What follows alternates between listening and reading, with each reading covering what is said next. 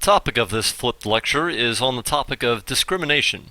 We'll be comparing discrimination in the United States of America during the 1960s versus discrimination in India today in the 21st century due to something known as the caste system. No nation has ever given more people more freedom and more opportunity than the United States of America. We are a nation of immigrants.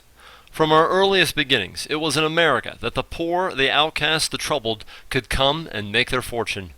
Why, we even have a colossal welcome mat in New York City, welcoming all to our shore. Lady Liberty.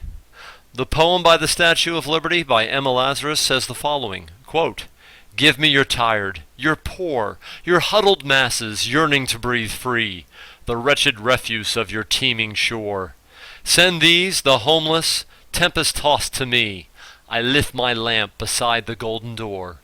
Unquote. In other words, the Statue of Liberty is telling the world, give me the people that you do not want.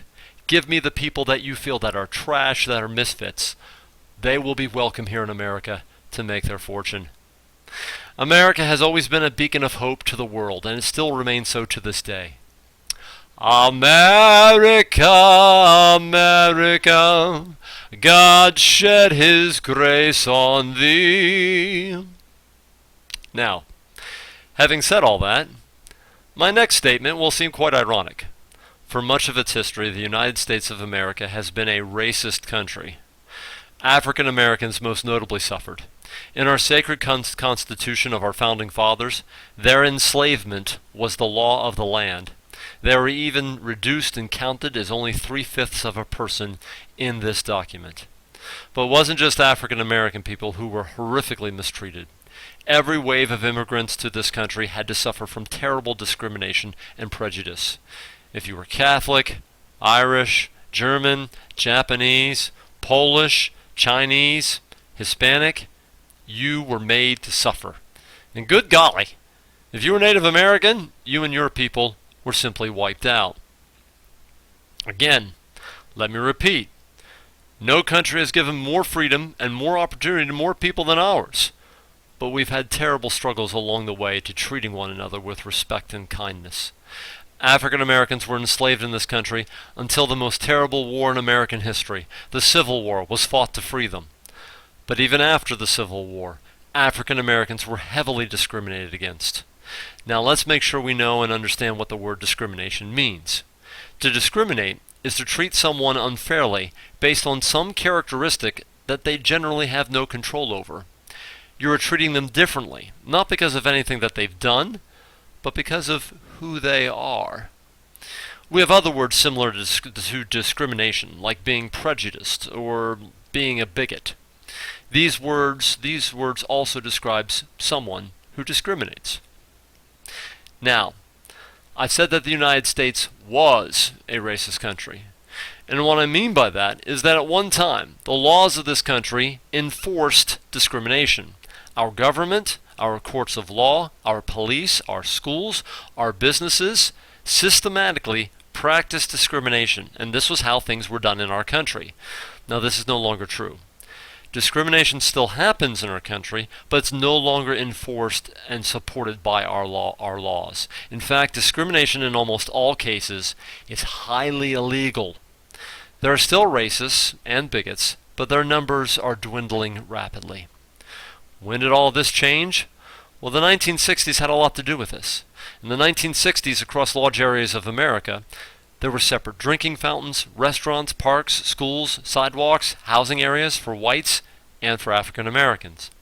An African American going into a whites-only restaurant risked at the least arrest. In a worst-case scenario, they could possibly be attacked by angry whites and killed. Martin Luther King Jr. and many, many, many, many other Americans of all races finally said that this was enough, and things changed.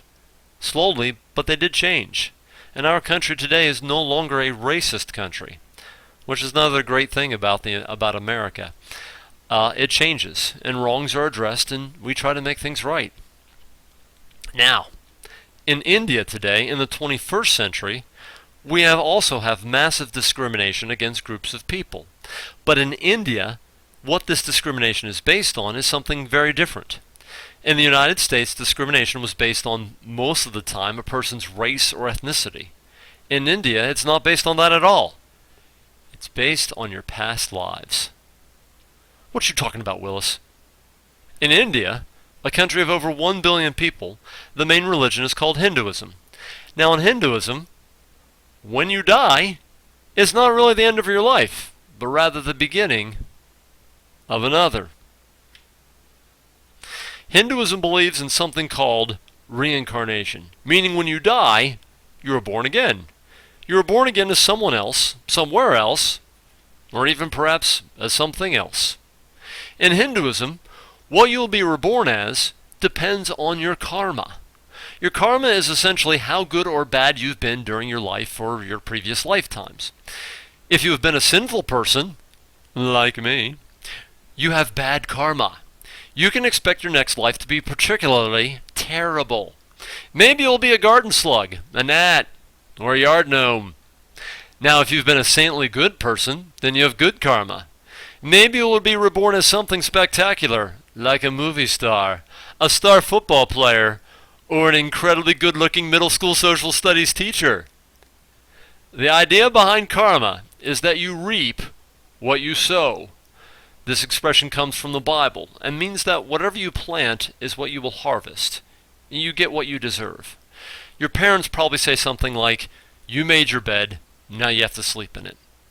You may also use the expression, "What goes around comes around." Here are a few fun illustrations to help get karma across. What you reap, so you sow. What comes around, goes around. What goes around comes around, around. Okay, yes, you get what you deserve. So in Hinduism, your kind deeds or sins affect your next life. So if you were born to rich parents and are rich, you deserve it. You are being rewarded. Congratulations. Now, on the other hand, if you were born into poverty or to crazy parents, well, then you deserve this too, as you are being punished for your sins. This is a picture of my mom and dad. Now, Hinduism takes this logic of karma even farther with something known as the caste system. For people born in India, they are born into social categories or castes depending upon who their parents are. In India, you cannot marry or socialize outside of your caste. That's why it's called the caste system. It prevents people from moving, not physically, but socially. There's nothing you can do to change your caste, and it is determined by birth. There are thousands of subcastes or categories, but there are really 5 main ones. At the top of the system are the Brahmins and the Kshatriyas. If you are born to parents of these castes, you're being rewarded in this life as you have good karma. In the middle are the Vaishyas, which is okay. Towards the bottom are the Sudras. And way at the bottom, in fact outside of all this, is the Pariahs.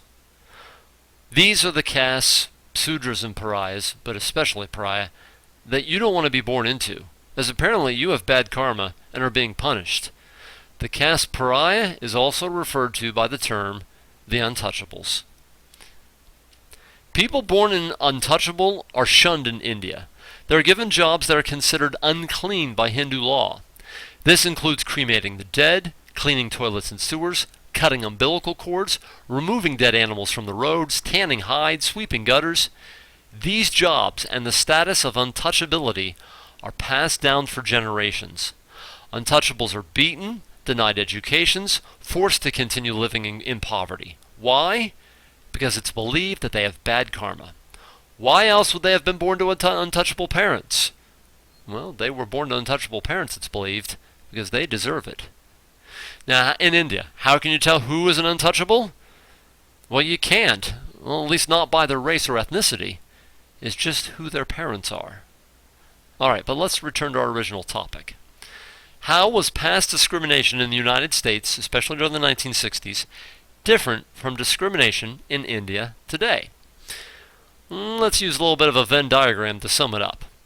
We'll use the left circle to represent the United States, and the right circle for India in the 21st century. First of all, in the United States, discrimination was based on race, ethnicity, religion, your gender, whether you're male or female, your age. Maybe you're discriminated against because you're a young person or a very old person. It's usually an observable characteristics. It's something by the way you look that discrimination in the United States was based on. In India, it's based on karma. It's based on your birth. It is not an observable characteristic. It's simply whoever your parents are. What both of these have in common is both of these ideas of discrimination, or what they're based on, is something that you have absolutely no control over. You have no control over your race, your ethnicity, many times your religion. It's what your parents were. It's how you were raised. It's not something you really have a lot of control over. You have no control over your gender. So that's how it has worked in the United States. In India, again, it's something you have no control over, but it's based on karma. It's not an observable characteristic. In the United States, it is an observable characteristic. But again, something you have no control over is what these two systems have in common. Whatever form it takes, discrimination is un-American and an evil that all societies and cultures have struggled to overcome. So as Jesus once said, "Judge not, lest ye be judged." Bigots and racists and those who would mistreat others will, inevitably, be called to account for their actions or lack of action. If you see a wrong, do what you can to make it right, or bring it to the attention of someone who can. Don't wait for someone else to step up. The responsibility to make this world better lies on you. You do want good karma, don't you? Don't you?